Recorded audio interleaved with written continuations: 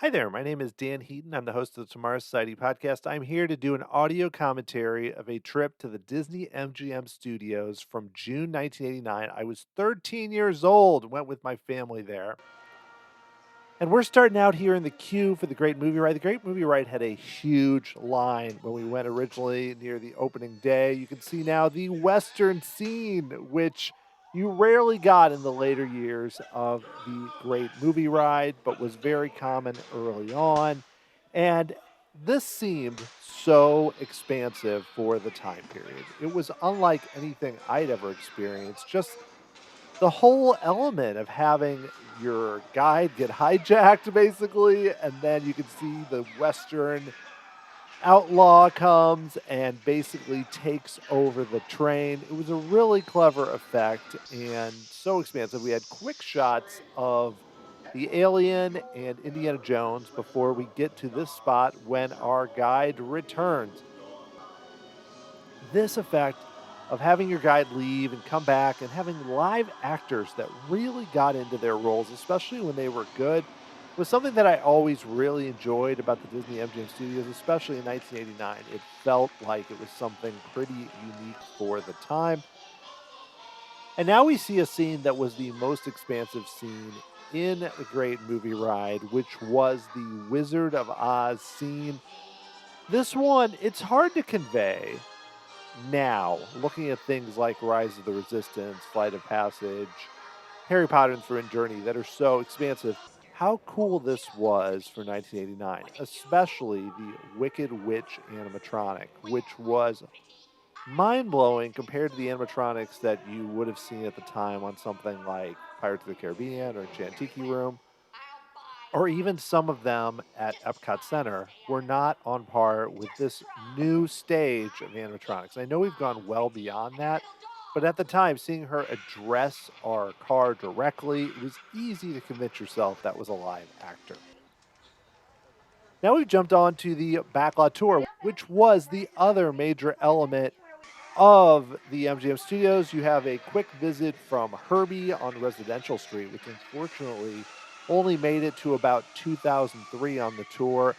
And ultimately, we arrive at Catastrophe Canyon, which was part of the tour throughout its run and actually was still there at Disneyland Paris and is part of the Cars redo that they did in Paris. So, still living on in a way. And this attraction is very similar to Earthquake at Universal, which came out a year later. You watch it and you can really see the connections and any conspiracy theories about Eisner basically stealing some ideas for this park from Universal really play out here. But it's still a fun attraction overall. And for what was a pretty laid back, kind of quiet tour, the most impressive element was likely this portion. It was, you can see it's basically there's fire, there's water, everything's shaking. The effects were clever and it really provided a jolt of excitement that you needed as you drove by things like the costuming department and other elements that were interesting. I'm not talking badly about the Disney MGM Studios, but as you can see here, I mean, we've got the truck is now on fire. And again, very similar to when you're on the subway train in Earthquake and you have a truck come down and you have water and fire and everything. I mean, not the same setting at all with the rockwork here, which reminds me a little bit of where we ultimately ended up with Cars Land in the far future from when this came out in 89 and Cars Land didn't come out until 2012. But it was a good effect and something that Disney did well and feels a bit more like Universal and a lot of what they do. And now we're on New York Street. But as you can see, we are on a tram on New York Street, which was part of the early years where you could not walk around this area. This was just a riding area. So it was definitely very different than what we experienced at the MGM Studios later. And of course, way down the road, you had like lights, motors, action, and things like that. And now we have the water tank, which again remained part of the show for a long time and was a clever bit of audience participation. This was before they switched over and started focusing on Pearl Harbor, though much of the core elements remained the same from that area. You had audience participation is always fun, and you could see the person up there, the unsuspecting person for that time, standing there and about to be attacked by a torpedo and some water.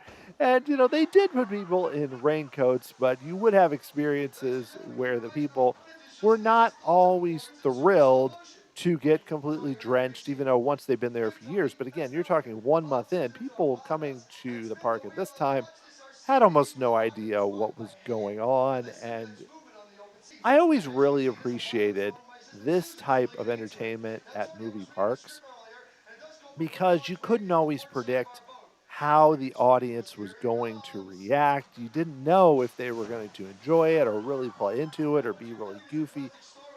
This way of kind of getting everyone involved, very common, not only at the Disney MGM Studios, but also at Universal in Hollywood and then in Florida. But you have cases, just at this park with Superstar Television, which the entire attraction was basically about getting audiences involved, or the Monster Sound Show. Neither one of those will show up in this video, but both of those were there when we arrived. Originally in 1989, we experienced both of them. Later on, I got to be Cheers guest number 4, so that was a lot of fun too. And now we're switching over to the Indiana Jones Epic Stunt Spectacular. And this is the most interesting part of this video for me, because when we saw it originally, this technically was not exactly the same show. If you look online, you'll see things that say that the show didn't open until August of 1989, which the show, as we basically know it, I know they have recently made changes to it when they've come back for COVID, where they're removing certain elements and actually toning down a bit more of the violence portion, which is a little odd for Raiders of the Lost Ark, but I get the reason why they're doing it. But you can see here that the spikes are in a different place. They're down on the ground. So instead of having the big scene with the rolling ball and everything else and that whole experience, you instead just have Indiana Jones going by the spikes. So it's a little more low-key. They're making that effect work, but they had yet at that time to create the intro that many of us know from many years of this show. So also too, they really pushed the idea you were seeing an actual film being shot. You had the guy really pushing the and cut and everything else to make it seem like it was totally not a show at a theme park. We have all the acrobats now jumping around here, and of course, Indy and Marion standing there in the background. And, so we get a lot of good footage here of some of the stunts from this middle portion, which of course has the music, the dun, dun, dun, dun, dun, dun, dun, part of it. And I will say that this entire video is available separately, where you can have it with full audio without me talking over it. And that experience is on the YouTube channel, and I have linked to it in the description of this video. I just wanted to take time to talk about it. And just in general, just being able to experience this park, it is hard to convey now the excitement of going to an entirely new Disney park in 1989 when this opened. Again, I was 13 years old, and all we had really seen, there was the preview of it that we saw in, I believe, where the Walt Disney Story is in Main Street, USA. We had seen it a few years earlier, and it really sold the alien. Like, it really pushed the idea that you were just going to be running around being chased by the alien constantly, which was part of the great movie ride. We saw about a second of it earlier, but still, it kind of tried to really push the idea you were going to be part of the movies more than they could possibly deliver. And I do think the park had a lot of good things to it. It was so different with the long walking tour. And I'll admit that some parts of it, when I was that age, seemed a little boring, but I wasn't someone who didn't enjoy it at all. Because we're talking before DVD extras and everything. Any glimpse that you had at that time into behind the scenes, whether it's true or not, to making movies was something really cool. And you can see now that the truck is exploding in that scene. That was a very effective scene. And we are going to close out now with a very strange show. When I came across this video, I did not know this existed, and it was called Hollywood, Hollywood, a Star-Studded Spectacular, which opened with the park on May 1st, and then closed quickly on August 31st, 1989, which was very fast. Only played there for several months, and you can easily see why. It's kind of this generic Hollywood show. This played in the theater that ultimately housed Beauty and the Beast, which I know is not playing now. And this is the weirdest part for sure, where you have Pluto essentially trying to find a love slave from this harem and go on a date, and it's all very strange. And you have some of the other characters there, and the show ultimately ends with Pluto leaving with one of the girls, and it's not. It's just so. I love how weird the parks were. I've said that a lot, but in the 80s and 90s, people say, "Oh, I missed this because of this attraction." That's true. But the thing that's a little underreported is just how strange everything was at that time. Well, I hope you enjoyed this trip back to the Disney MGM Studios in 1989, going about a month after it opened. Didn't realize at the time even just how cool it was to be able to see the park in that early age because so much of it changed so quickly and it's continuing to change recently. If you like this, you should check out the podcast. I talk to former Disney Imagineers, other experts, smart talk about Disney. Go to tomorrowsociety.com. Find me on all the podcast platforms. Thanks a lot. I'll talk to you again soon.